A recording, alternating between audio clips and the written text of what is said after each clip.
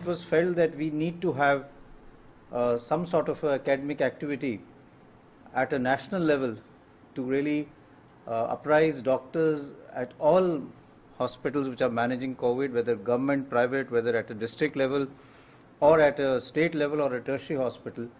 And the aim was to bring down mortality. Ultimately, what will really matter as far as COVID-19 is concerned is the number of deaths, not the number of cases. And our aim is that we should bring our mortality down to less than 1%. COVID is a national crisis, and it's a novel new virus, and therefore we are learning everything about this virus as we go along. And there are new challenges that we're facing every day, both in terms of infection control, in terms of the systemic manifestation of COVID-19, and new guidelines emerging in terms of newer treatments, steroids, anticoagulants, or the antiviral drugs. And therefore there was a need that was felt that we should have some sort of a common platform to discuss these clinical issues. Already at various levels, webinars are being done for COVID-19, but it was felt that for clinicians it's important to have a case-based learning with real-life issues and real-life cases. And that is why we decided to have a COVID Grand Round. AIIMS New Delhi is anchoring it as a national activity, but we would like to have participation from all over the country, both from the government sector and the private sector. We will encourage individuals to participate not only as audience but even for case presentation and also as expert faculty in the discussion which we will have in the coming weeks.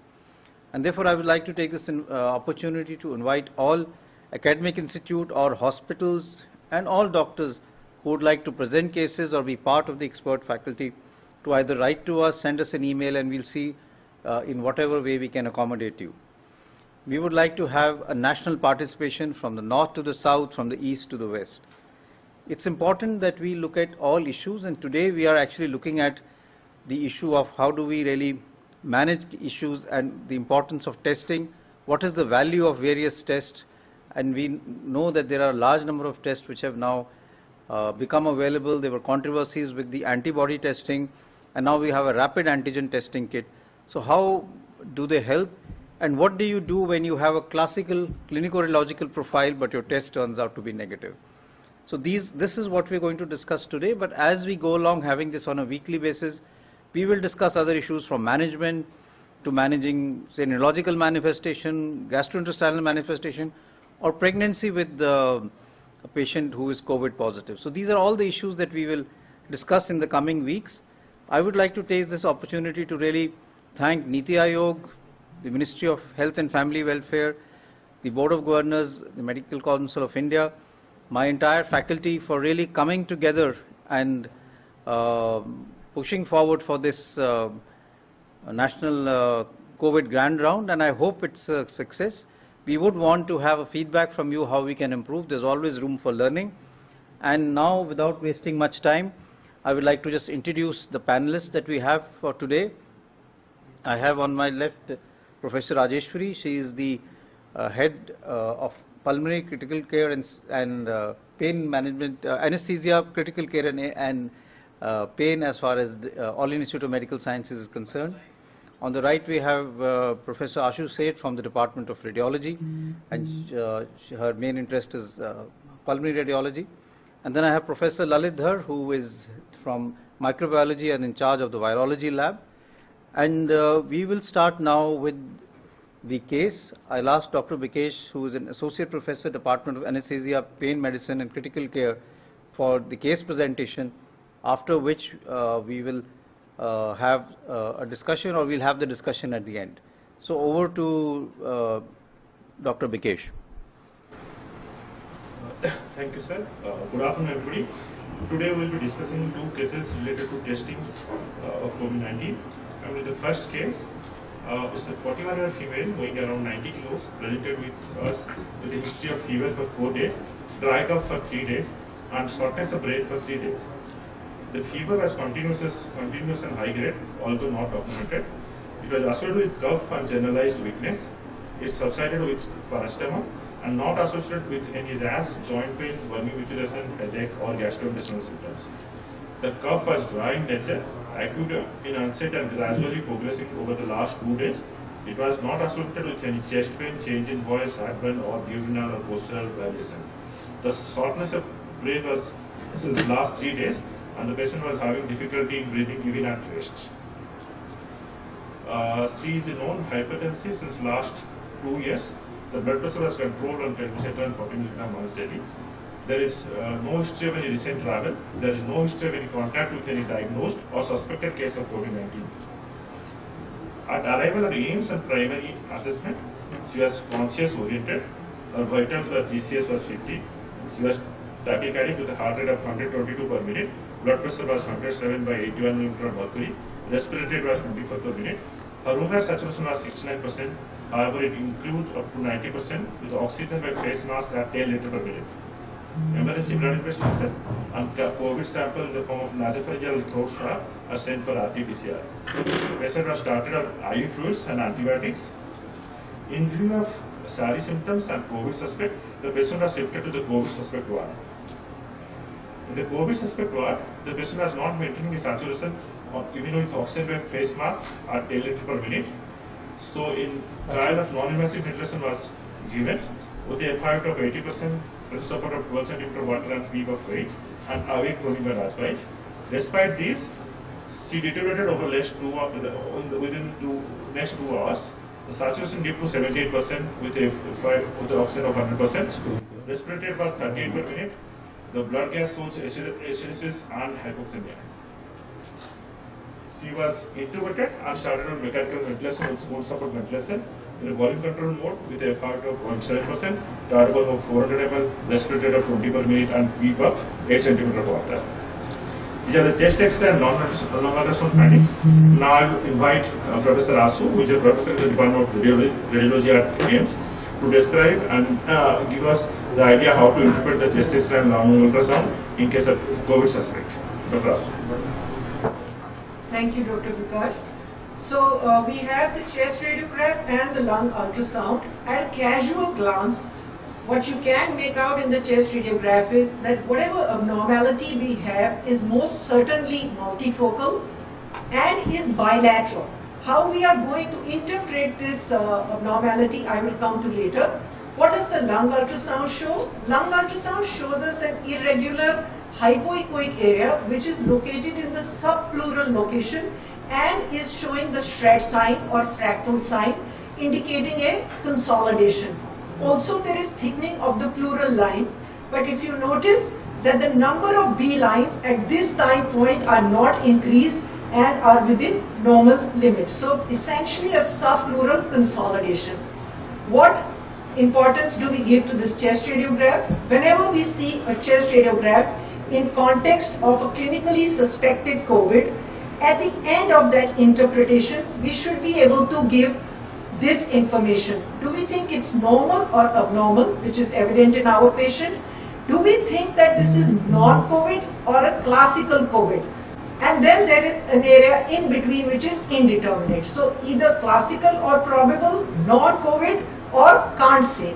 One of these categories should be assigned to the radiograph, and on what basis do we do it? The classical has been described as lower lobe, predominant, peripheral, multiple areas. Let's see some examples. Now we have tried to divide this into several patterns, and in fact these patterns appear in the current special issue of the Annals of NAMS. The most classical pattern which has been associated with COVID is this. The peripheral consolidation, which is like kissing the lateral chest wall, which is in a pre-pandemic area, we would have called this a reverse batwing, highly suggestive of an eosinophilic pneumonia. But in current scenario, it has come to be associated like a signature of COVID-19. The second pattern is multifocal consolidation, which is lower lobe dominant. Yeah, so you see a lot of air bronchogram. The retrocardiac area is also abnormal, while the entire lung shows some prominent bronchovascular markings, but the lower zones are the ones which have taken the hit. The third scenario is of a very rounded looking consolidation. So all of these patterns can be seen in COVID-19. which is predominantly distributed in along the vessels. This is called the peribronchial pattern, the peribronchial pattern of consolidation. Another one is that it's multifocal, it's bilateral, but it does not show any of the classical distributions which we have seen. A pattern we have described is what we are calling a ball pattern, but actually it's just a round pneumonia. Round pneumonia has typically been associated with pediatric pneumonia, but we have seen it in a lot of chest radiographs of COVID-19 and has also been described on CT scans as rounded areas of consolidation. What looks like hilar nodes here are not hilar nodes. This is all peribronchial consolidation.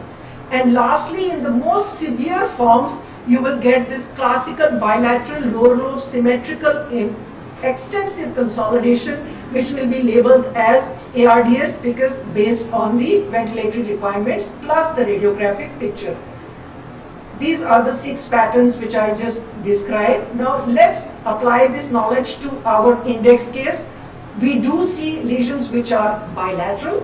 They are both in the bilateral lower lobes as well as upper lobes. Some are like consolidation, showing you air bronchograms, and some have a more mass-like appearance. The ultrasound already showed us that these are subpleural in location. So what would our final report read? Our final report would have read, it is a probable COVID-19 pattern. So Bikash will take over again. Thank you. So with this, during this period, the patient developed hypertension despite fluid therapy. So the right IJV was conducted and she was started on low dose of noradrenaline infusion. The COVID-19 test, the RT-PCR for the COVID-19 came to be negative. Normally, one of the patients came with a negative report of COVID-19. We sent the patient out of the suspect ward into the admitting unit. However, in this case, due to a high level of suspicion, high requirement of FiO2 vasopressor, the patient was not shifted out of the COVID suspect area. Over the next 24 hours, she further deteriorated with higher requirement of oxygen, ventilator support, and vasopressor support. Her investigations came out to be hemoglobin of 7.9 gram per deciliter. TLC was 9,400, platelet 2,99,000. The urea and creatinine are elevated. The creatinine are around 3.4 milligram per deciliter. So at 24 hours, a repeat ultrasound shows a gross findings in all the zones.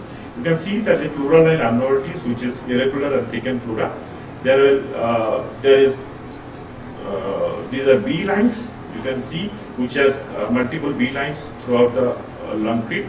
The confluence of B line, which is producing this white lung image, and subpleural consolidations, which produces these red signs.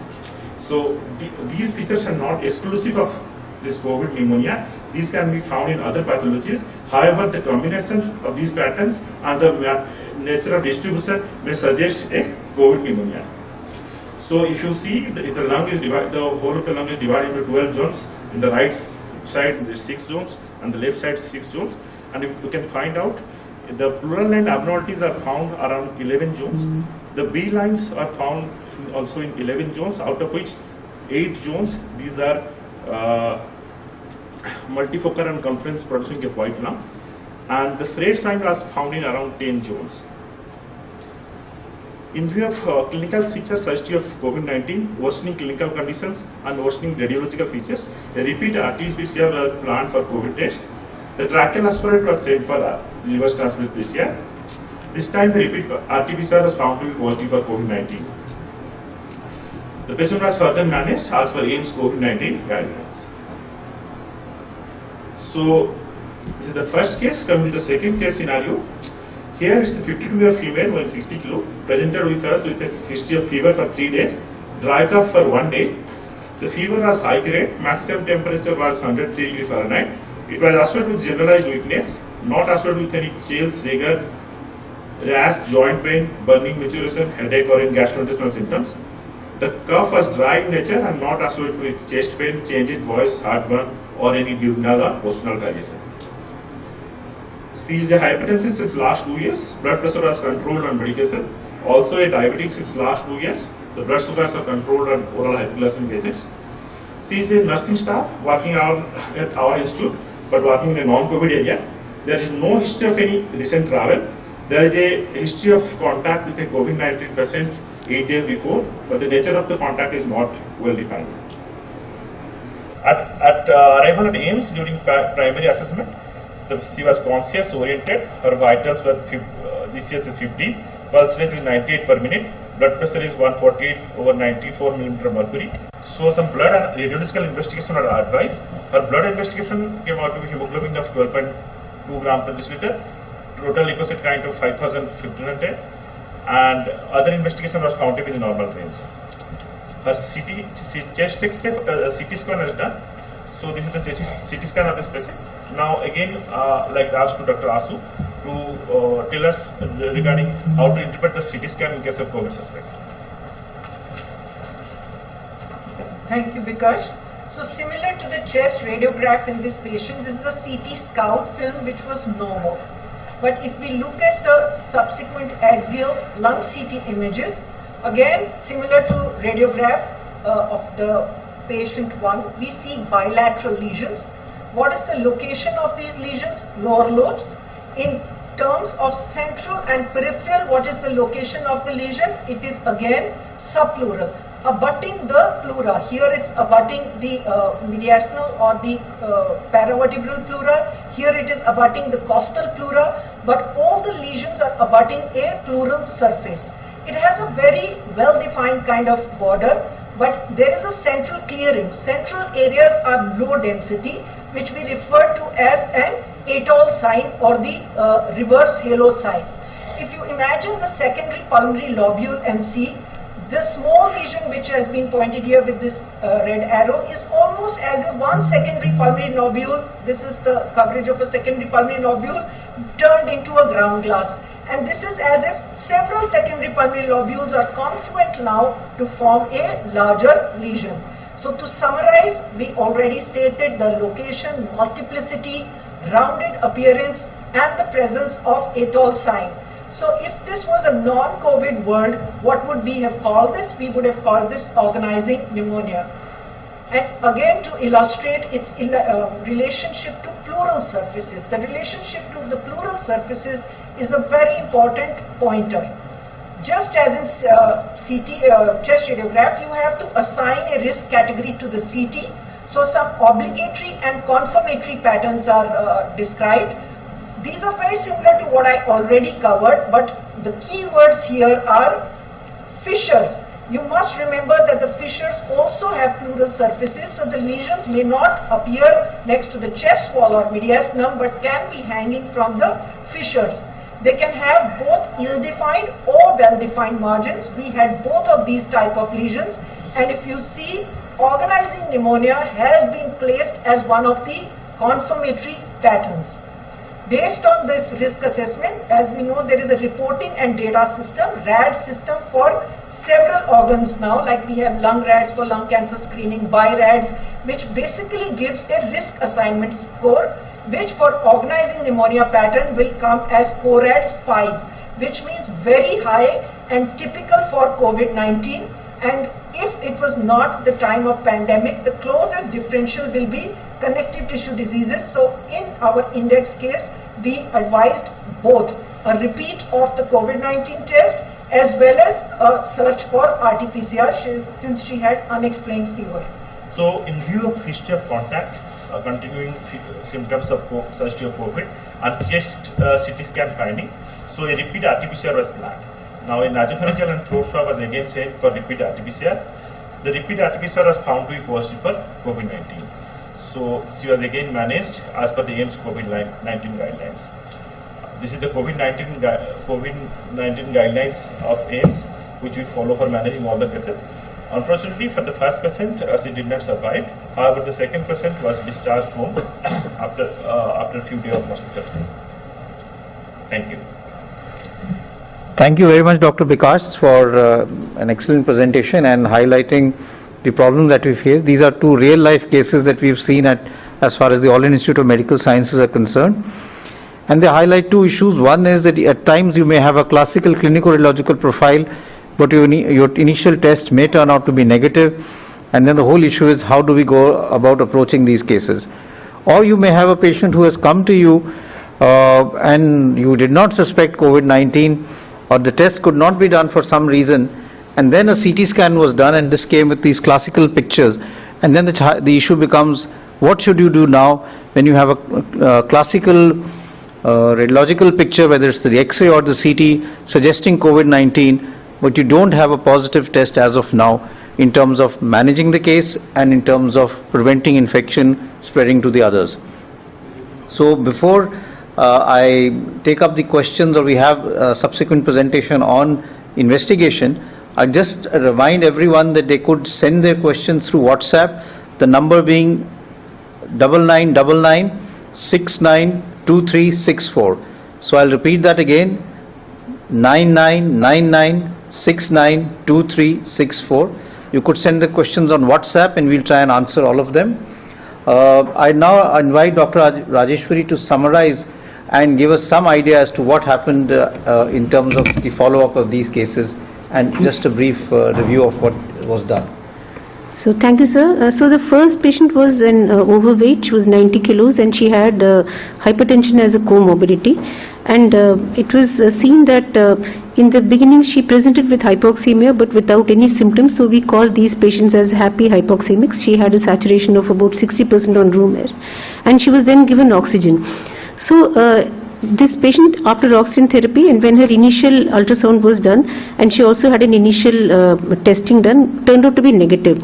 But in her case, she rapidly deteriorated both from the point of respiratory as well as from the hemodynamic point of view. She required vasopressor support as well as ventilatory support, and her repeat radiological investigations were very, very suggestive of COVID. So as Dr. Guleria highlighted, it is very, very important to have a very high index of suspicion, especially nowadays when we are in the pandemic and as it is evolving.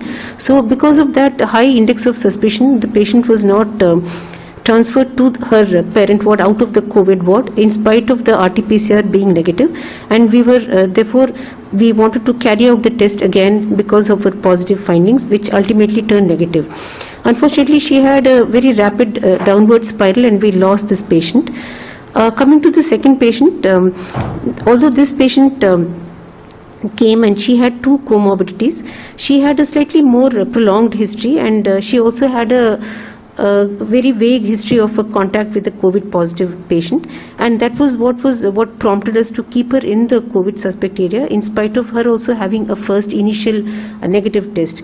This patient continued to have fever and also respiratory symptoms, although she did not deteriorate to the point of requiring ventilatory support. But because of these findings and the continuation of, and of course, finding new findings on the ultrasound, and we finally decided to do a CT for her as per the advice of the radiologist.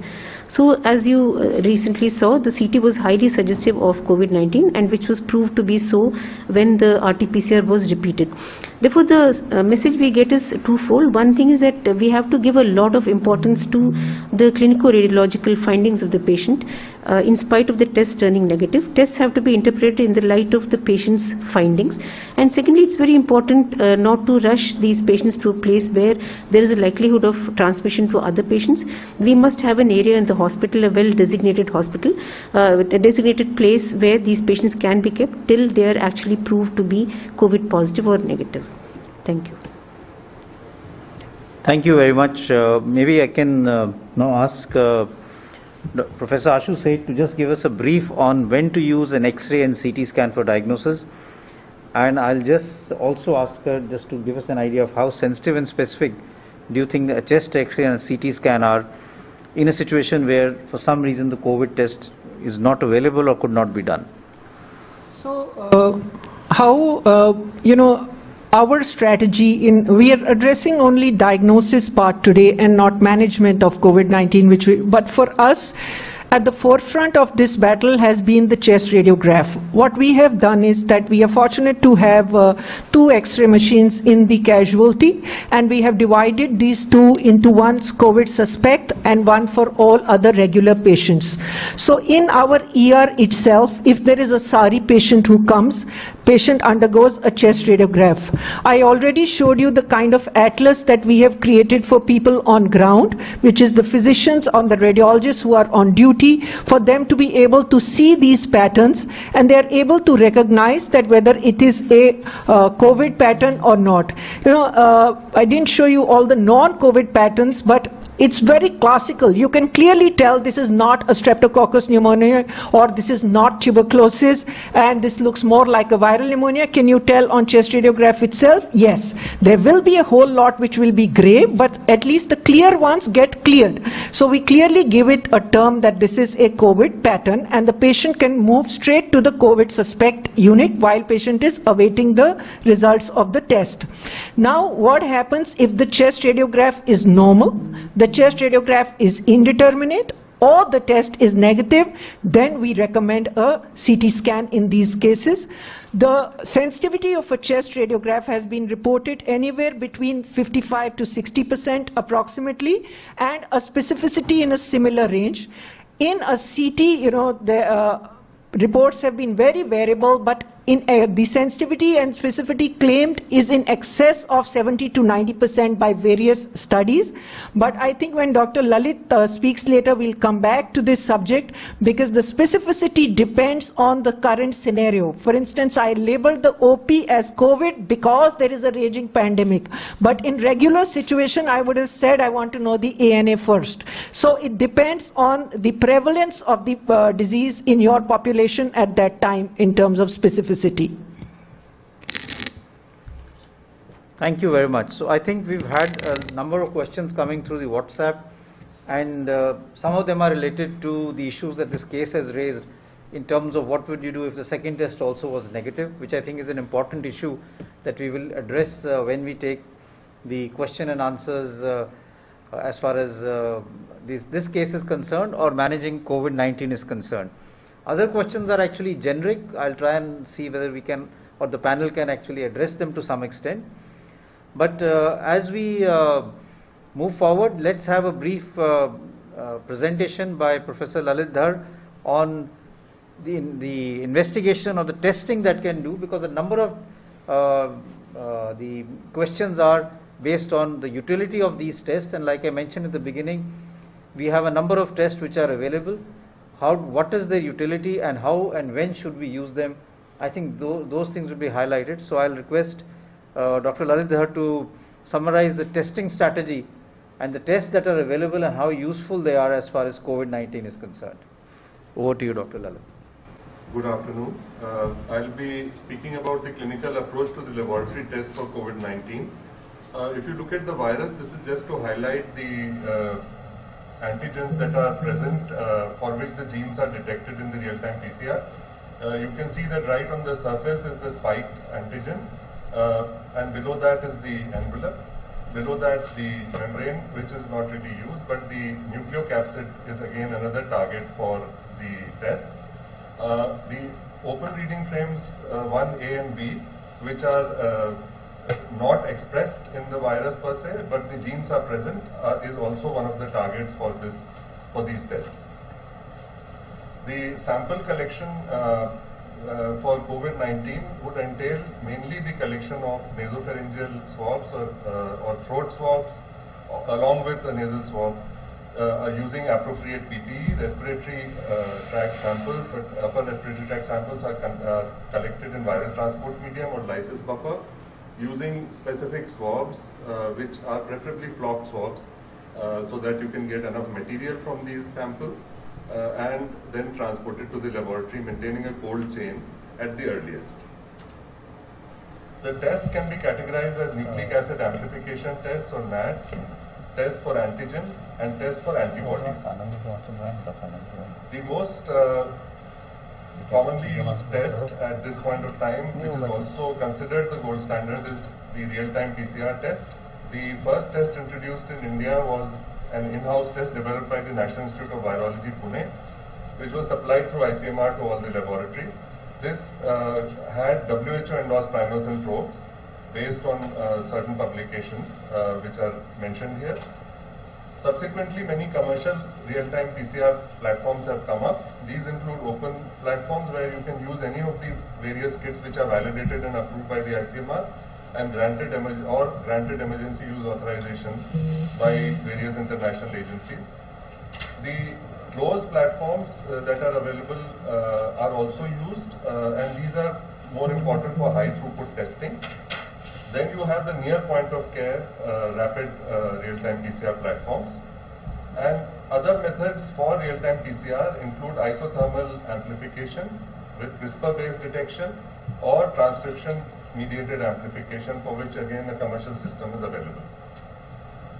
RT-PCR is considered the gold standard and has the highest sensitivity. It has a very low limit of detection at less than 10 copies, and it has a high throughput feasibility, except for point-of-care platforms which have a low throughput. It has a good turnaround time and can give results on the same day within a few hours. The near point-of-care test can give you results within a couple of hours, and there are a large variety of tests available commercially. The challenges with real-time PCR are that you need a biosafe and biosecure laboratory setup with adequate equipment, well-trained and experienced staff, expensive equipment and consumables, expertise in the technique and interpretation, and a turnaround time of at least 6 hours, especially for, except for near POC platforms, which includes sample processing, RNA extraction, and the PCR itself. The other challenge is that at this point of time, there are a variety of kits which are available with different parameters. Gene targets vary. It could be one or more of the E gene target or the ORF1ab or the RNA-dependent RNA polymerase of the virus, or the nucleocapsid, or the spike and antigen genes. And these are in various combinations, and therefore the labs, since they are getting the supplies as per availability, sometimes have to adapt to different kits. There are various formats available: single or more wells per sample, or monoplex and multiplex platforms, both are available. There are different controls in different kits. Some have housekeeping gene controls which give a little more information. Others have just a process internal control. And all the kits have different cutoffs and interpretative criteria. All these things are challenges which the laboratories are gearing up, and they have been doing for a while now, and managing very well with all these variations. The other tests which are available for COVID are those tests which are used for rapid detection of nucleic acid and antigen. The near point of care RT-PCR platforms are mostly closed platforms. This includes the Indian TrueNat. Others are the Cepheid Expert Express, Abbott ID Now, BioMeru, BioFire, etc. All these are closed platforms. The rapid point of care antigen test is also available since a while now, and it's an immunochromatographic test based on the lateral flow technology. It detects antigen in the nasopharyngeal swabs, and many commercial kits are now available. One of them has been evaluated at AIIMS, validated at AIIMS, and also at ICMR. And this kit has a turnaround time of about 15 minutes. The AIIMS data showed good sensitivity for this test at 81% sensitivity, and excellent specificity at 99.4%. Negative tests in symptomatic patients are advised to be confirmed by real-time PCR. And then we have the antibody test. The antibody tests detect either total immunoglobulin against the SARS coronavirus 2, which is IgG plus IgM without discriminating between the two, or they detect IgM, which will indicate acute or recent infection, or they will detect IgG, which is basically an indicator of past infection. The antigen used for this detection could be mostly the nucleocapsid antigen, because that is quite conserved, but some of these tests also include the spike antigen. There are also tests available which use whole virus lysate. Various test formats are available. An ELISA is available, which has been developed also in India called COVID Kavach by NIV. Then there are other ELISA commercial vendors also who have been approved. CLIA is another platform which is used, another principle, and in that many closed platforms are now available commercially. And finally, we have some immunochromatographic or lateral flow tests for antibody detection, which are rapid point of care but have some issues of sensitivity and specificity. If you see the graph which I put here, you will see that both the tests, the IgM peaks around 3 weeks, but it starts around 1 week. Similarly, the IgG can also start rising around 1 week, but peaks a little later around 4 weeks. And after that, the IgG will persist for a while and the IgM will start coming down.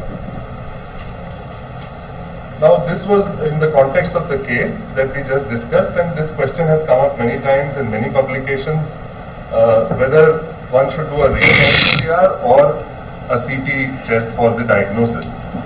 And they put a big or between the two. Let us see if that is warranted. If you look at one, prevalence goes down below 10%, then using chest CT directly instead of a real-time PCR would not be a very good idea. False negative real-time PCRs is again, it's a very important issue which has been raised various times. We need to see the extent of this first. A large study from Stanford University and University of Washington in 590 patients with high clinical suspicion and a negative first RT-PCR found that a second RT-PCR within 7 days was positive in 3.5%. So this was the additional pickup. Another systematic analysis found that you could pick up another 8.5% with a second test. However, the second systematic analysis thought that the evidence was low certainty due to high heterogeneity and a risk of bias in the studies. If you see, the reason for that was essentially, if you look at the type of specimens which I have highlighted, many of these studies were using throat swabs alone. They were not using what we use here in India, which is a combination of a throat swab along with a nasal swab, and there are reasons why the nasal swab is extremely important. Also, they did not specify the RT-PCR brand in many of these studies, initial studies, and that was a limitation. Now, what could be the possible causes? The causes for false negativity could be etiological, which means that there could be agents other than the SARS coronavirus too. And especially during the season for influenza and other respiratory viruses, this is a possibility. And in many parts of the country, the monsoon is the season when the influenza virus also makes a comeback and other respiratory viruses also circulate. So one has to be very careful that you may not miss a diagnosis of another respiratory virus. Another set of reasons could be analytical, and this could be, there has been a question about the low sensitivity of real-time PCR or specific kits. I'll address that in a couple of slides. Laboratory testing issues could be there, that perhaps the PCR could be inhibited by inhibitory substances, but that has been addressed too. I'll just speak about that a little more in detail. The most important causes for tests being negative are actually pre-analytical, and there are a number of studies in various contexts that have shown that. It could be sample collection of transport, which is an issue, so that it could be an inadequate sample, there could be a delay in transport, or the appropriate temperature may not be used for transportation. Inappropriate site of sampling for the stage of the disease is another thing we need to look at. Now, if you look at the analytical sensitivity, the limit of detection of all the tests varies between 0.9 copies per ml to somewhere around 8.26 copies per ml. So whether you are looking at the regular commercial non-POC RT-PCRs, the in-house RT-PCR, or the point-of-care RT-PCRs, all of them have a limit of detection which is less than 10 copies. So the test is actually, the analytical sensitivity is excellent. And all the kits that are used in India are validated by ICMR. So let us see how many copies are actually shed in patients. So if you look at these curves on the right side, you will see that if you look at the days since onset of symptoms right from the beginning, you would be picking up in nasal swabs and throat swabs adequate amount of virus, which is varying between 10 to the power 4 to 10 to the power 8 copies per ml. I'm sorry for that typo there. As we have said, if a test is picking up 10 copies and the range within the first week is 10 to the power 4 to 10 to the power 8 copies, you are highly unlikely to miss it. The other issue is, we must remember that the nasal swabs have a much higher viral load than the throat swabs. So that sample must not be missed under any circumstances. It must be added along with the throat swab to the viral transport medium. The RT-PCR is very unlikely, therefore, to miss acute upper respiratory COVID in the first week, given the high viral loads and the LOD of the test.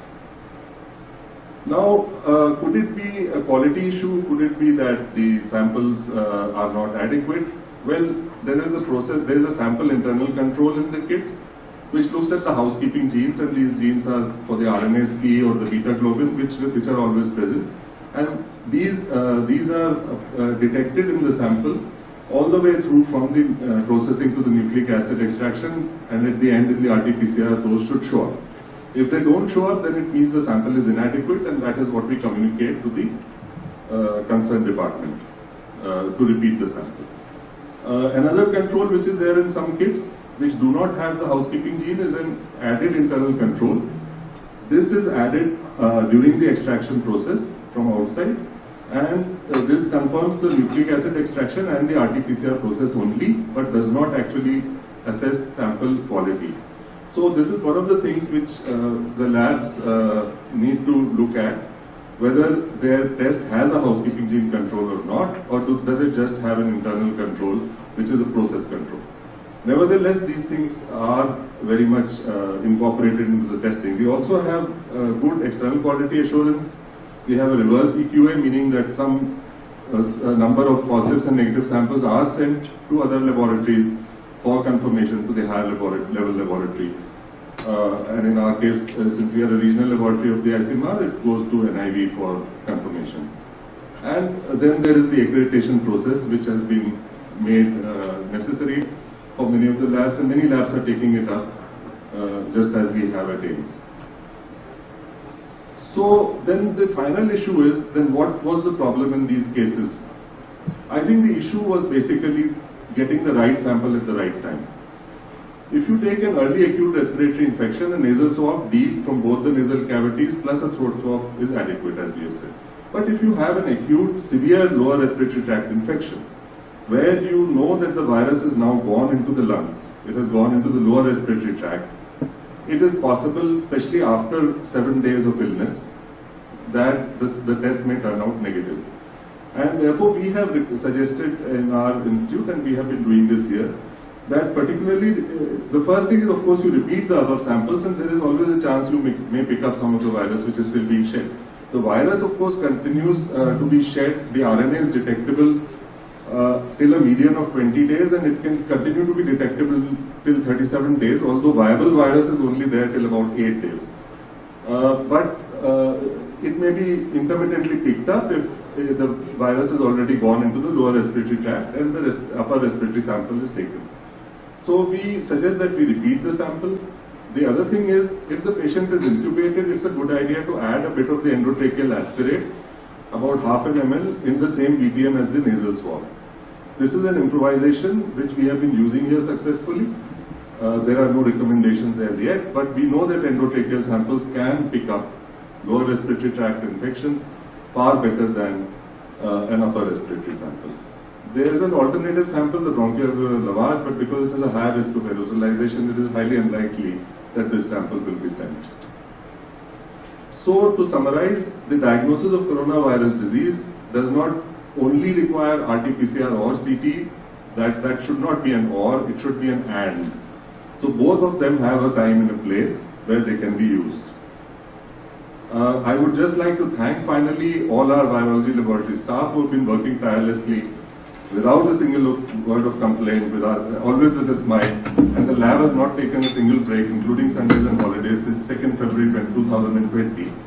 I'm sure this is true of many other labs who have joined in today and many other institutions who have joined in today, and this is the time to remember them all. Thank you. Thank you very much, and we've had a large number of questions also to our panelists, and since many of them are related to clinical matters, I've asked Professor Anant Mohan, who is Professor and Head Department of Pulmonary Critical Care and Sleep Medicine, also to join us to address a number of these questions. Some of them are related to the issues that this case highlighted, and some are more general. I'll try and take both of them.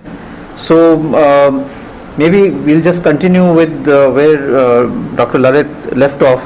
And I'll ask him the first question, which has been raised, is what is the ideal time for taking a nasal and a throat swab? Yeah, thank you for that. Thank you for that question. The ideal time, actually, as early as possible in infection would be the best. Because as I have shown, right from day one, in fact, from about 3 days before the person turns symptomatic, you can detect the RNA by real-time PCR. And definitely during the first week, there is no issue in detecting it. And also in continuation, what is the role of the rapid antigen test in asymptomatic individuals? Do you think it's something that has a high pickup? Yes, so in our evaluation showed that the antigen test which we evaluated had a sensitivity of more than 80%. ICMR also did a parallel evaluation and they found that though the overall sensitivity they reported was a little less, if you look at the document closely, you will find that about 75% of those who had a CT value of 30, which means that those who are potentially infectious were picked up. So the sensitivity for the antigen test is actually very good, and it has a clear-cut role even in asymptomatics, because we have seen that in asymptomatics the viral load does not differ from that in symptomatics. The amount of virus is usually the same. Thank you. The other question is by a doctor who's raised an issue which is more personal, that her RT-PCR is still positive after 45 days. And the CT value is 25. What next and what should she do? Yeah, that is unusual, but it is possible. We have seen, I would say that she should get a proper workup for seeing if she is not immunocompromised in any way. That would be a concern. People can keep shedding the virus, although the CT value they mention is 25, but it depends on the kit, because some of these kits actually skip 5 cycles. So I don't know which kit has been used, so it is difficult to say. But the thing is, the RNA can be detected as long as maybe even more than a month it has been shown in certain cases, but it does not mean that they are shedding live virus. So that is a positive. So I do agree with you. I think she should not get too much concerned. You can shed viruses which may or may not be live for a long period of time, and if you're symptomatically all right, she should not worry in terms of her RT-PCR still being positive. But it has to be looked at as the entire picture is concerned. The rapid antigen kit is useful if you are symptomatic. The yield is going to be much higher if your pre-test probability is there, and then it will show a higher yield. But if you're doing it in the community and among a large number of asymptomatic individuals, the yield of the test will be less, because if your viral load is less, the rapid antigen test doesn't multiply the virus, and therefore it will not pick it up if your viral load is less. So you have to have a high viral load, your CT value has to be much lower for it to become positive. So it's important to keep that in mind, and I think the guidelines are very clear that if you have a clinical suspicion, even if your rapid antigen test is negative, you must do an RT-PCR or a CBNAT, TrueNAT test to really be sure that you are not missing out on a COVID patient, because that patient can then be infectious and spread the infection in the community. Here I'll also like to say that many questions have asked about the AIIMS guidelines. The AIIMS guidelines are available on AIIMS website, that is aims.edu, and for all of the participants who want to really see the AIIMS guideline or have a look at them, you can download it from the AIIMS, the All Indian Institute of Medical Sciences AIIMS website at aims.edu. Thank you, Dr. Lalit. I may come back to you. I'll just then move on to Dr. Rajeshwari, because now we are having some general questions. And one question is that one doctor says that he's managing patients of COVID-19 in the ICU, but he has problems of weaning off patients from non-invasive ventilation. So what advice can you give him in terms of weaning from NIV? So it depends on what kind of support of NIV the patient is on. So as long as the patient is able to maintain his saturation and also his work of breathing with whatever level of NIV you are giving, I think it is quite safe to continue it and probably give him some small periods of NIV and put him on the face mask and see how he does. However, there's nothing wrong in continuing the NIV even for a period of 2 weeks, as long as the patient can tolerate and is maintaining his blood gases on that. They normally have this period of requirement of ventilation depending on the seriousness of illness for up to a period of 2 weeks or even 20 days. So that has to be watched. And as soon as you feel that the work of breathing is coming down, he can be given a trial of NIV. Okay, thank you very much. I'll also now get Dr. Anand Mohan in the picture, because there is a question which says, what is the role of anticoagulants in mild cases? Should we actually give anticoagulants to individuals who have mild illness and are not admitted? Do you think there is any role?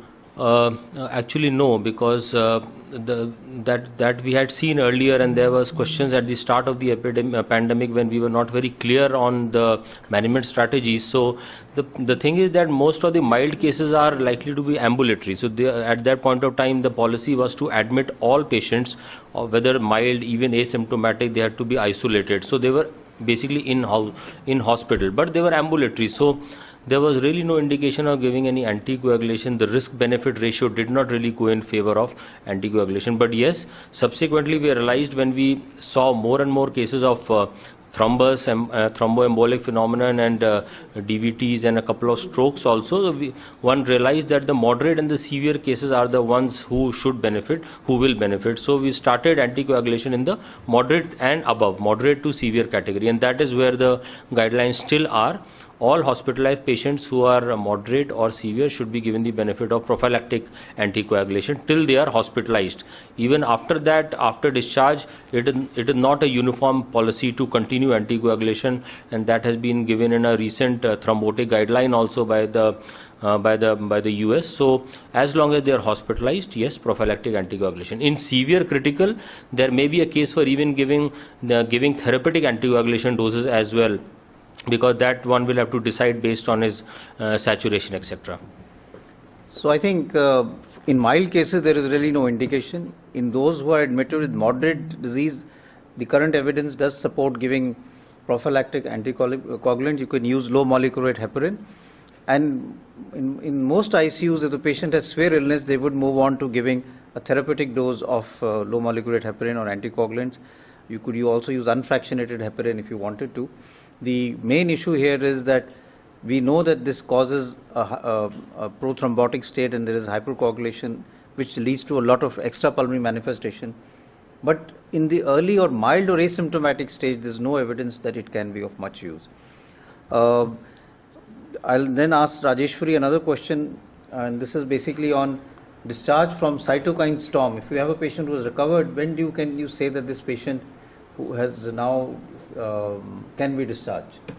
So basically, if the patient was treated on the lines of cytokine storm, he would have received TCZ and other modalities of treatment.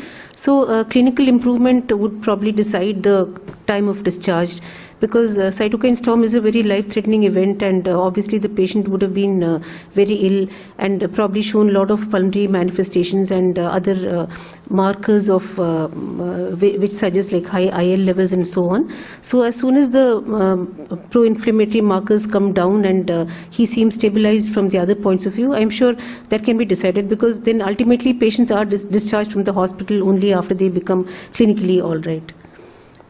Thank you. I'll just now ask two questions from Ashu. One is by one of the participants, that when should you do a chest X-ray and when should you do a CT scan for diagnosis? And the second question is, do you think CT chest for screening pre-surgery asymptomatic or pre-symptomatic COVID is useful? So, two questions. When to do the chest radiograph in all SARI patients? Actually, this is an extension of the guidelines for all CAP. All CAP, which means all SARI, a chest radiograph should be done, which means if patient has fever with any indication of a lower respiratory involvement, that in the form of increased respiratory rate or hypoxia. So once you label a patient as SARI, a chest radiograph should be done, and preferably in the ER itself or after the patient reaches the ward in a portable unit. So there's no doubt about the chest radiograph.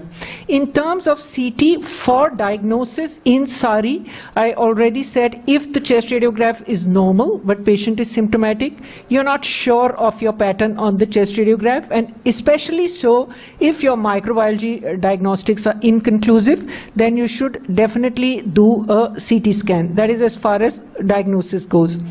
Now we come to aerosol generating procedures. So, there will be a subset of patients who will be missed by the RT-PCR depending on the surgery that is being done. For instance, if a patient needs to be undergo a FES, it's all right to do both, because at that time you probably do want to reach sensitivity levels of 100%. So if your RT-PCR is negative and the anesthetist or the surgeon want, like several of our ENT colleagues especially ask us for this indication pre-FES, so I think it's better if patient has to undergo a high aerosol generating procedure, chest radiograph and RT-PCR are normal, it's better to exclude with CT itself. So yes, you can add on CT in that setting. Thank you very much. There are certain other questions which I'll try and see if I can answer them, and then I'll ask Dr. Anant Mohan for one or two more. Role of ivermectin as prophylaxis, the role of famotidine plus ivermectin, and the role of inhaled steroids. So there is really no data which suggests that ivermectin is useful as prophylaxis. People have used a single dose of 12 milligram or a BD dose also, both for mild cases and for as prophylaxis. People have also in mild cases given ivermectin plus doxycycline.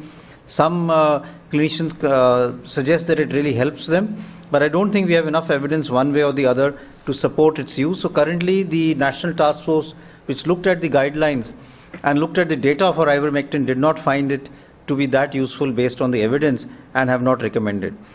Regarding empirical antiviral, I don't think there is any role for empirical antiviral, especially in mild cases. There is no evidence to suggest that any of the antivirals, including remdesivir, actually has a role or has a mortality benefit in mild cases. So again, it is not indicated. I'll ask two questions to Dr. Anant Mohan. One is the role of bronchoscopy as far as COVID-19 is concerned, and what is the utility? Do you think N95 masks with valves are useful? So the first question says the role of bronchoscopy. So basically, as already said, that if in the preferred modality, the preferred sample would be the upper respiratory tract. But if there is a subset of patients in whom we know that the lower respiratory tract is predominantly involved, and if suppose we are not able to get a positivity from the upper respiratory tract by any means, or there is no other method by which we get sample, then one goes in for the lower respiratory tract, and if the patient is intubated, then one goes for the endotracheal aspirate, and otherwise one can do a flexible bronchoscopy. So it is not that one can't do, and it is not that one should not do. If absolutely essential for a diagnosis, and if it is required for any management changes. For example, a person is critically ill and he develops fresh infiltrates in the lung, so one may suspect a VAP, or one may be suspecting some other organism, and one may like to do a bronchoscopy. So that is possible to do under proper precautions, under full precautions to the operator and to the technician.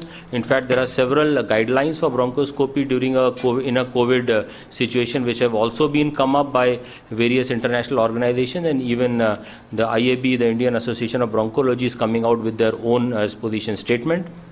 So in that situation, I think it is possible to do that.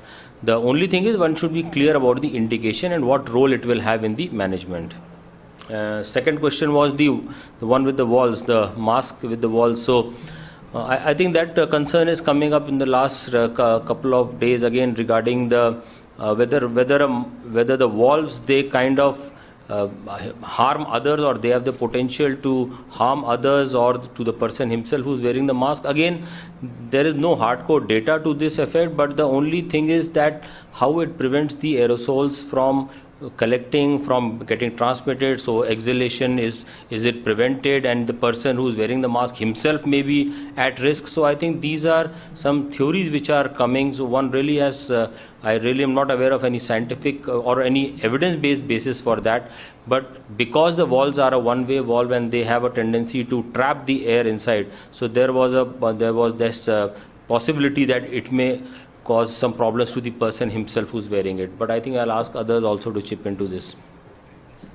So thank you. I think as far as the mask is concerned, the whole issue has been that it can protect you, but if you are, because it has an expiratory valve, so if you are an asymptomatic individual, you could still pass on the infection to others because your expired air will go through the valve which doesn't have a filter, and therefore the protection is not as much as it would be with a non-rebreathing valve.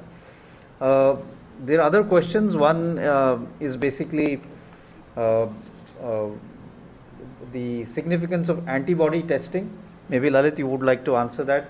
And if a person who's COVID positive has recovered but is antibody negative, is it safe to return to work?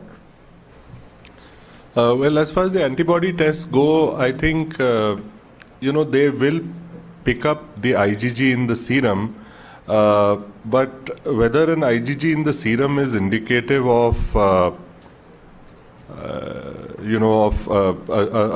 recovery from a respiratory infection is not very clear. What percentage of people actually develop IgG after a mucosal infection is an issue to be pondered. But the thing is, if you have it, fine, that is good. That means you probably have had the infection and have recovered from it. If you don't have it, it doesn't mean that you've not had the infection, is what I would say, because it is possible that you may have developed other forms of immunity like mucosal IgA. You could have developed T-cell immunity, which could protect you in the long run too. So it is not an all or none thing as far as the IgG goes. There are some tests which are both IgG plus IgM positive, where it is very difficult to interpret, because there you could possibly have an ongoing infection or have had an infection in the past. In that case, possibly if you get that kind of test positive and you don't have a history, clinical history or a past RT-PCR positivity, then perhaps you should get tested at that point of time. Thank you. One question for Rajeshwari which has just come up is, what do you suggest about percutaneous versus surgical tracheostomy in difficult to wean patients of COVID-19? This is in terms of the aerosol risk. And this is from Nigrims from the Department of Anesthesia and Critical Care. So we've had experience of doing 2 percutaneous tracheostomies in patients, but we normally take a decision for a tracheostomy only after a period of 2 weeks, and by that time both these patients were RT-PCR negative as tested on multiple occasions, but they were difficult to wean. So we decided to perform a percutaneous tracheostomy, and why we did it in the ICU and did not transport them to the OR was for multiple reasons. One was the logistics, and then it was, one of them was hemodynamically not very stable. But there is a slight problem of doing COVID positive patients tracheostomies in the OR, and as all of us know, fogging is a big problem in the OR even for the smallest of cases. A tracheostomy, the surgeons normally end up having fogging within 20 minutes into the case, and therefore it is definitely difficult to do any surgical procedure wearing a full PPE. So from that point of view, I think doing a PCT is very safe and has to be encouraged, provided the staff doing it is facile in it. And if they do not have an experience and if the airway is very difficult, then I think it would be a better option to transfer them to the OR and do it under better conditions. But with the given team which has good experience with PCTs, there's no harm in doing a PCT, and the aerosol generation is almost equivalent in both, because we keep the patients well anesthetized and paralyzed, whether it is during a PCT or whether it's a surgical tracheostomy. So the possibility of the patient coughing or explosively generating aerosol particles is really quite remote. Thank you, sir. Thank you. One other question which I can ask Dr. Anant Mohan. Favipiravir, does it have a role in prophylaxis? And someone has written, is it a hero or is it zero? So as of now, this antiviral drug doesn't really fit into the algorithm of treatment as of now, because the evidence to that effect is pretty meager. Of course, there are a couple of trials which are ongoing, but because of several factors, the data is mostly in vitro, and some small, very small other studies are there, but it is not good enough to advise this even as a treatment. So as a prophylaxis, I think it would be even more difficult to start advising this particular antiviral drug as a prophylactic role. So no.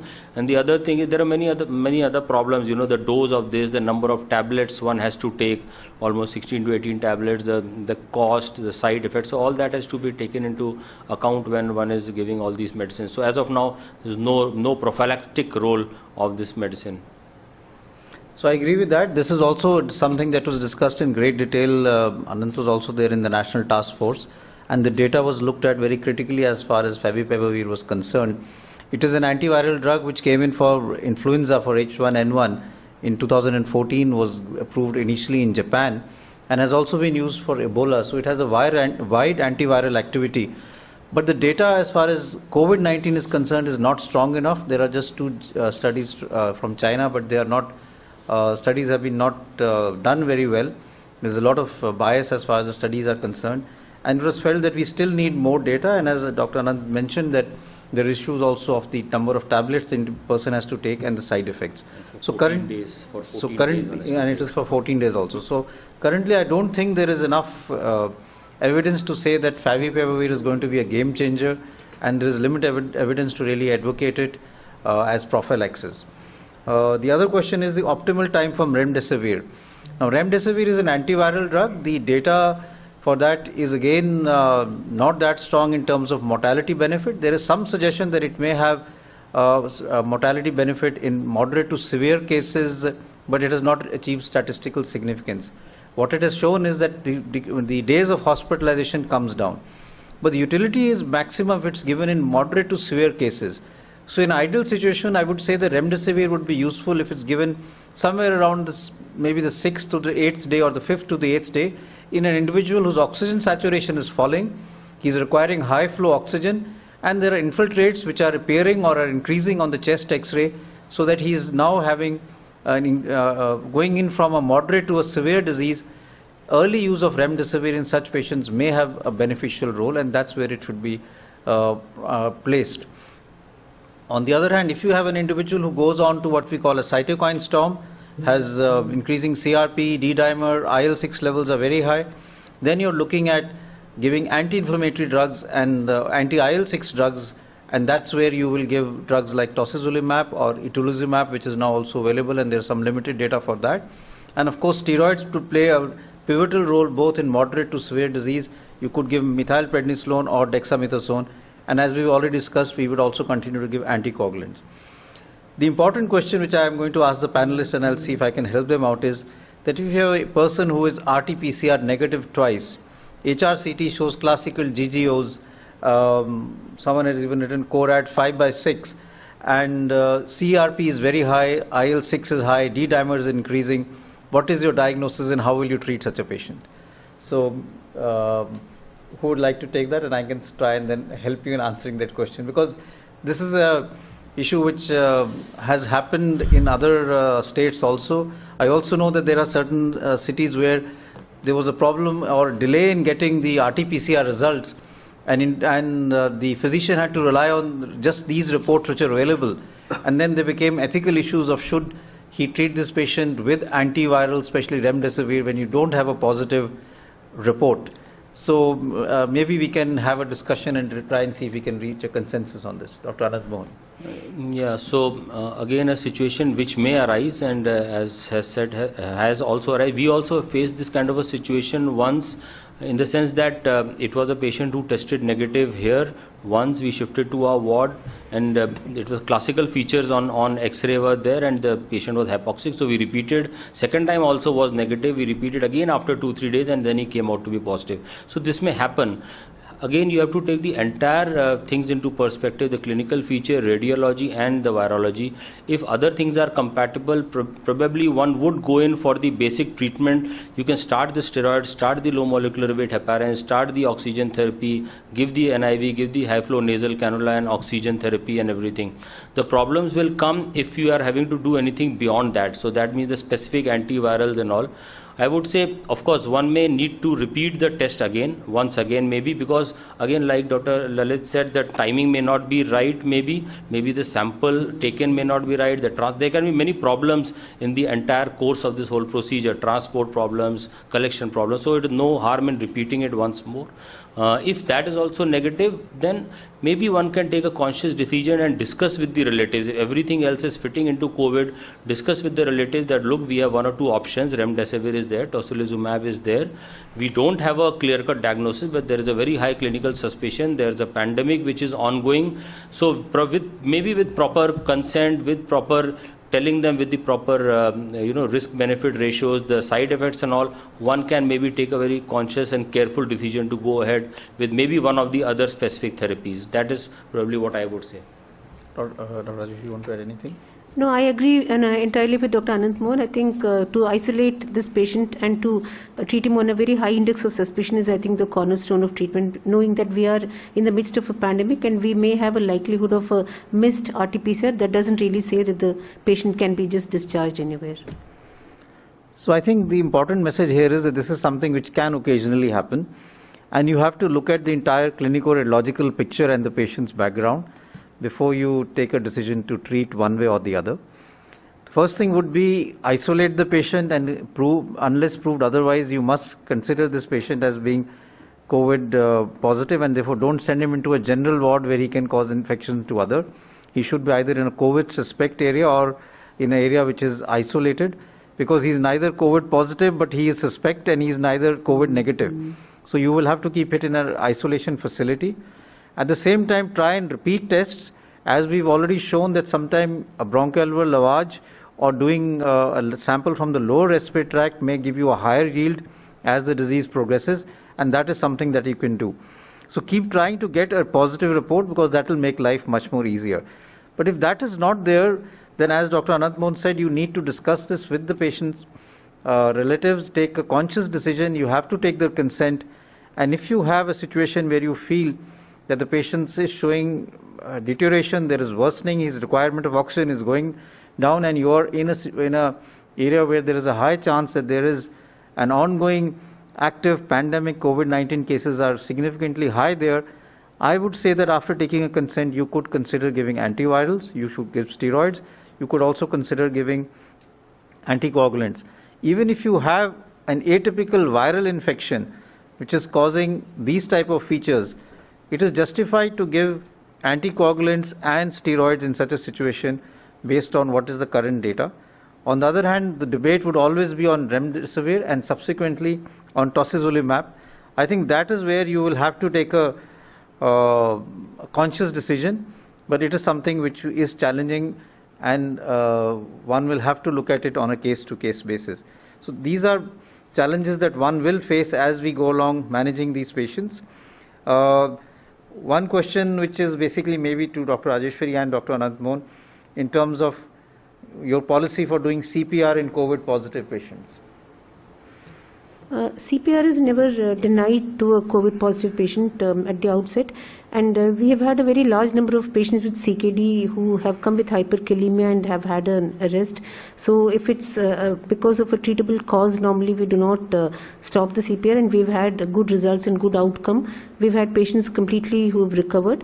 However, on the other hand, there's a lot of ethical and medico-legal dilemma in patients who have very severe comorbidities or who have been on ventilator and who are not showing any signs of improvement, and have then gone on to develop VAP and are in septic shock and then deteriorate.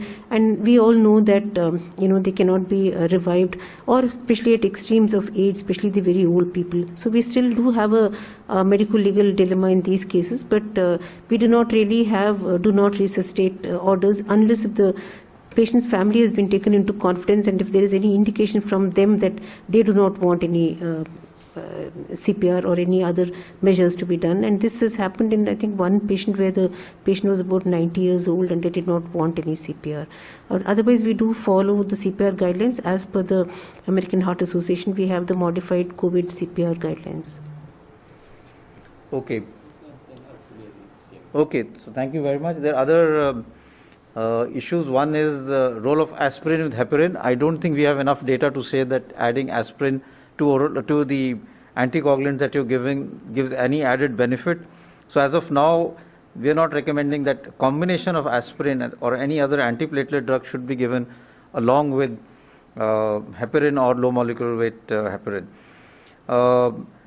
The other question that is there is the role of NOACs, the novel oral anticoagulants. Currently, the data is not there, and as Dr. Anant Mohan said, we're not giving it. NOACs role after discharge. There are certain centers in the US which will do a risk assessment of individuals at the time of discharge, and then if there is a higher chance of thromboembolic complications even occurring after discharge, they would put the patient on NOAC. That is, if you have a person who is obese, has pedal edema, is bedridden, or has a higher chance of developing deep vein thrombosis, then they would give the novel oral anticoagulants for the newer oral anticoagulants for 4 to 6 weeks, and the NOACs are then given. But we are not doing that as far as India is concerned. You could take a risk assessment of a patient on discharge, and if you feel there's a very high risk of deep vein thrombosis, you may continue oral anticoagulation. It could even be acetrom if you wanted to do that, but I don't think there's enough evidence one way or the other to support its use.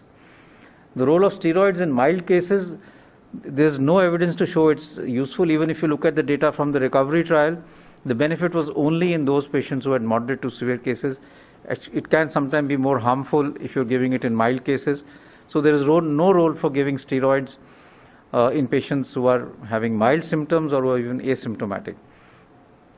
Ideal time for plasma therapy. Ideal time for plasma therapy, again, one should understand that when you're talking of plasma therapy, the data again is not that strong. You're giving convalescent plasma. So it's a different from plasma. Plasma itself may also be useful. We give it for various other indications, and therefore it may help as far as the hypercoagulable state is concerned. But when you're giving convalescent plasma, it's important to evaluate the plasma that it has sufficient antibodies to be called convalescent plasma. So all plasma that you get from a person who's recovered from COVID may not have sufficient antibodies.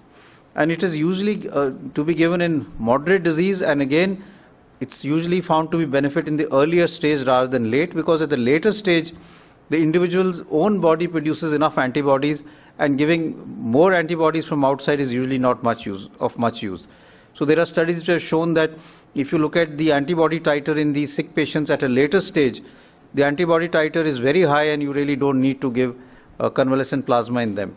So it is something that we can do. Then one question is whether there is any interaction between dexamethasone and remdesivir and whether we should avoid giving the combination. I don't think that there is any evidence to that extent. If Dr. Anant Mohan wants to add anything to that.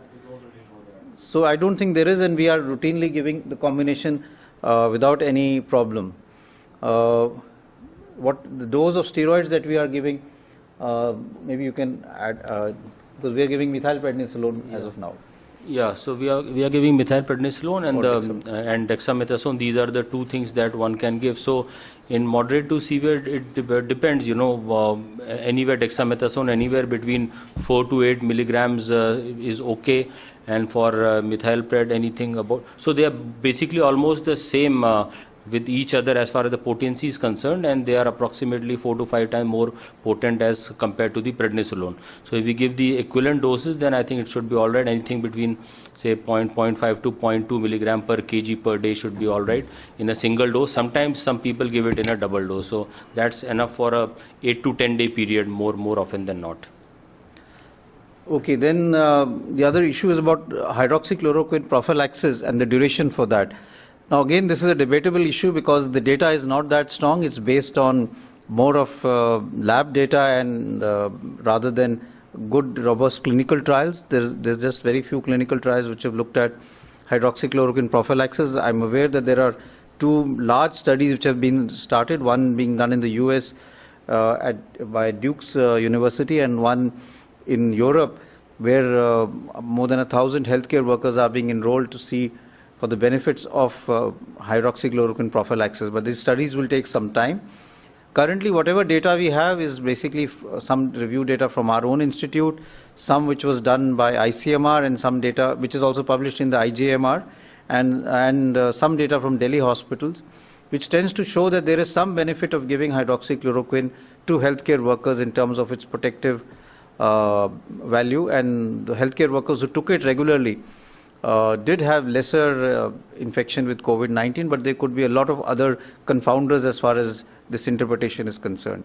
But we are recommending that all healthcare workers should take it, and it can be taken once a week once you've taken the loading dose, and it can be taken for a long time. We are initially recommended for 8 weeks, but now as long as a pandemic is there and you're getting exposed, you can take it weekly for even 12 to 14 weeks or longer.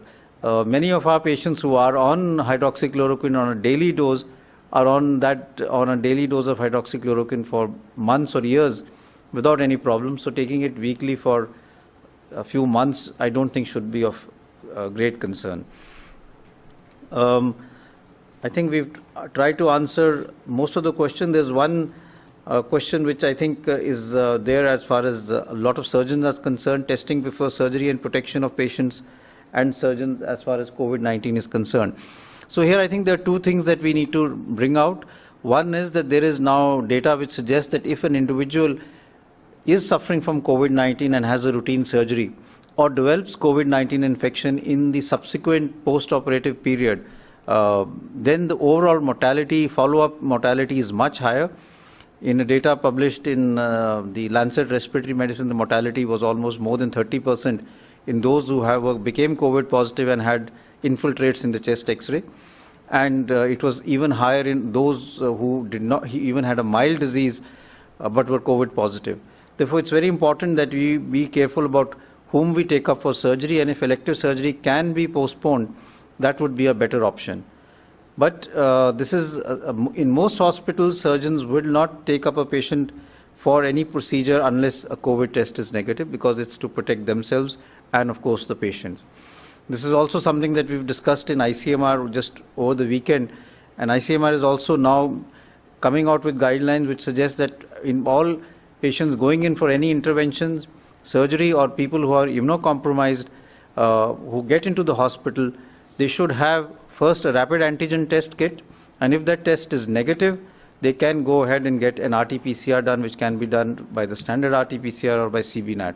So this is what the protocol that would be followed, because as we start opening up for non-COVID care, there will always be the COVID in the background and the chance of infection happening, and we will start seeing COVID infection in non-COVID areas because of the fact that we will start admitting patients, and we know that many COVID positive patients can be asymptomatic or pre-symptomatic and therefore may come in for a procedure without any respiratory symptoms or any other symptoms to make one suspect that this person is having COVID infection. Therefore, both from the patient's morbidity and mortality point of view and protection from healthcare workers, doing a test before the procedure is important. But it's also important to remember the test should be done maybe 24 to 48 hours before the procedure. Doing it 2 weeks before the procedure is of no use, because then you person may have got exposed in the intervening period. So timing of the test linked to the procedure is also important, so that we are able to protect the patient and the healthcare workers who are this thing. Okay, we'll just take one or two questions, and the other questions we'll take in the next grand round, where we will try and discuss another topic and thereby be able to really cover things like what are the role of various new drugs, or the extrapulmonary manifestation of COVID, or other things like hospital infection control. This is for Dr. Ashu Seth. Any role of MRI chest for diagnosis? So not really. Why would we want to do an MR chest? Primarily because MR chest has come a long way, and we have been like flag bearers and of MR chest and saying do MR chest instead of CT in several situations. But in an acute situation like a SARI situation, no, we are happy doing a CT scan, because we can have a patient in and out of the CT scan in like a minute and a half or 2 minutes. However rapid MR protocols you apply, you cannot be this fast. it cannot be this fast, and then sanitizations of MR equipment, etc., and shifting the patient if he is ventilated should have only MR compatible equipment. So no, it's not advocated as of now, and it doesn't offer us any advantage over CT, so we would not go for MR except for brain. Thank you. There are other one or two questions which I'll try and answer, and maybe see if there's someone in the group who would like to answer that. One is that why are we not testing at the time of discharge or once the patient has become cured?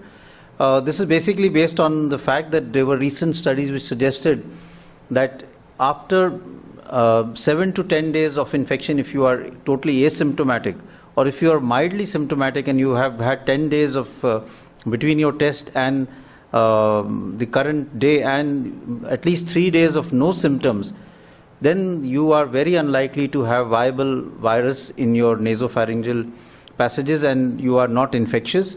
However, you may still have dead virus or non-viable virus in the nasopharyngeal passage, and your RT-PCR may be falsely positive. It's not actually falsely positive, it is picking up the virus, but this will not grow on culture. And therefore it was felt that there is really no need to do repeated testing. So if you remember, in the early days we used to say that isolate or quarantine for 14 days, and after 14 days of isolation you should have 2 RT-PCR negative 24 hours apart to really say that the person is now cured and can be sent home. But this was changed. The national guidelines have also been changed. CDC also has changed its guidelines because it was found that this is not something that is scientifically required. And therefore, if you are asymptomatic and have crossed 10 days, or you have done 10 days and 3 days have crossed where you have no symptoms, then one can consider that you are cured and you can actually go back to work or join back. And that should not be a problem. The other issue was that some patients may have some symptoms even when they are discharged. Chronic cough is one which may persist for a long period of time, and this could be just because of some degree of airway irritation or hyperreactive airways, which can happen because of a viral infection.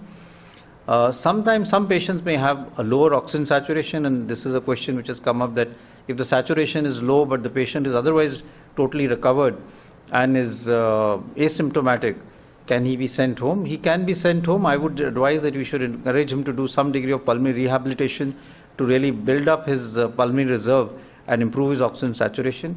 However, there are some patients who have extensive lung damage, fibrosis in the lung, which can occur as a residue of ARDS. We know that ARDS can cause fibrosis in the lung.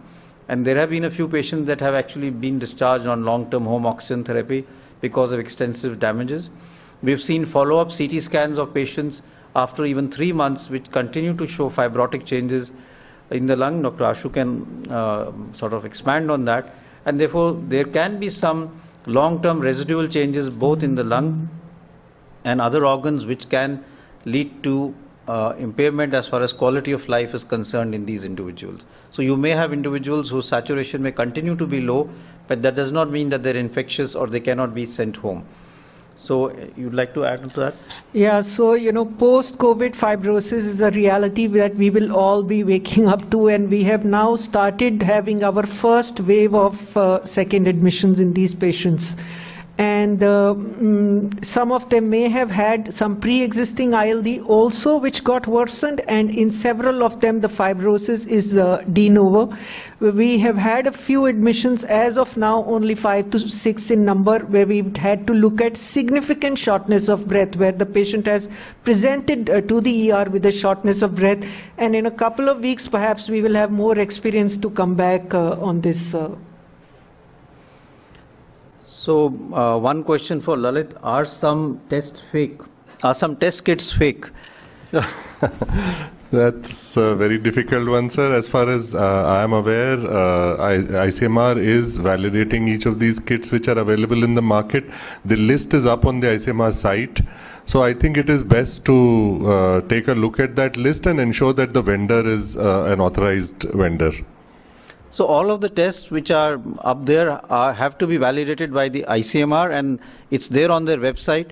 So if the kit is up on ICMR website, it has been actually validated in field conditions, and then only is it approved. So you must look it up before you use the kit, because both for the rapid test and for others antibody testing, a large number of kits are coming up in the market, but many of them have not been validated, and so they can be kits which are of inferior quality. One question is for quarantine for healthcare workers of exposure to suspect COVID positive without PPE.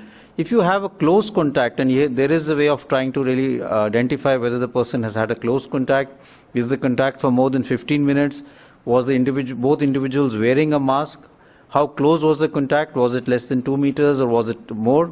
Based on that, you can actually classify whether this is a close contact and or not.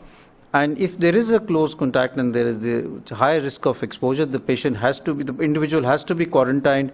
In our healthcare workers, what we also do is that usually between the 5th to 7th day, we will also do an RT-PCR test to see whether the person is positive or not. If he is asymptomatic and the test is negative on the 7th day, he could come back to work. But if there's a lot of concern, you could have this individual stay in quarantine for 14 days. So that will depend. We would usually have the person back after the 7th to 10th day if his RT-PCR is negative. We've tried to answer a lot of questions, but I know that there are many still pending.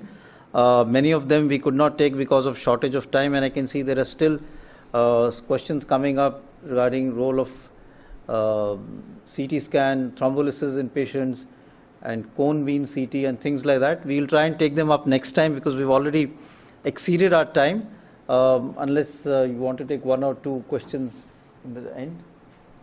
Reinfection chances is the other thing. Currently, there is some degree of antibody or T-cell immunity which does happen in patients who have been infected.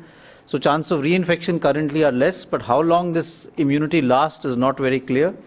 And therefore, whether you can have a reinfection in the coming months, I think only the follow-up data will be able to tell us what happens. There's a test, is rapid antigen test sufficient before doing an endoscopy? Again, like I said, that the first test should be a rapid antigen test, but if your clinical suspicion is high, then you may have a false negative rapid antigen test, and then either a CBNAT or an RT-PCR test should be done. So therefore, in such a situation, probably you should look at a CBNAT or an RT-PCR test if you're doing an endoscopy and your suspicion is high, because the healthcare workers and the people in the room have a very high chance of getting exposed to an individual who may be pre-symptomatic or be asymptomatic and be COVID positive. So it's better to be safe, especially when we have an ongoing pandemic. What I would request is that we will try and see if we can answer your questions or collate them and try and take them up next time. We have actually crossed our time. We've actually crossed 4:30. We were trying to do it till 4:15, but now we've gone past 4:30. I'd like to take this opportunity to thank everyone, especially the panelists and the faculty, especially Dr. Anand Mohan, because he came in at short notice. And I think we've had a very interesting discussion. But we will try and do this every week, and please do send your feedback on the same WhatsApp call number that we had initially given, that is 9999692364, and we will try and have this at a national level with faculty and cases from all across the country, so that there can be a good discussion as far as managing COVID-19 is concerned. And each time we will try and bring up some special topic or something different as far as the area of discussion is concerned. Today's discussion was predominantly on testing and how we have to look at not only RT-PCR, but RT-PCR and radiology in making a diagnosis. I would say you have to look at clinical picture, you have to look at RT-PCR, and you have to look at radiology, and then look at the patient as a whole, and then combine your management strategy. Remember, COVID-19 is no longer just a viral pneumonia. It's a systemic disease with significant extrapulmonary manifestation. We know that the virus itself is cytotoxic. It can lead to through thrombotic state. It can come using the ACE2 receptors combine, enter various organs, including the kidney, the liver, and the GIT. It can cause a number of other manifestations which can happen in sepsis also, like cytokine storm, and therefore management is challenging, but we'll try and address all of these issues in the coming weeks. So thank you very much, and from the All India Institute of Medical Sciences, New Delhi, I'd like to take this opportunity to everyone who's logged on, and maybe we had some glitches as far as the networking was concerned. We'll try and resolve that next time. This is the first time that we try to do it at this large scale. But we will try and make this a weekly event, and I hope that it picks up and all of you are able to gain from this. But do remember to send your feedback and any advice as to how we can further improve. Thank you very much.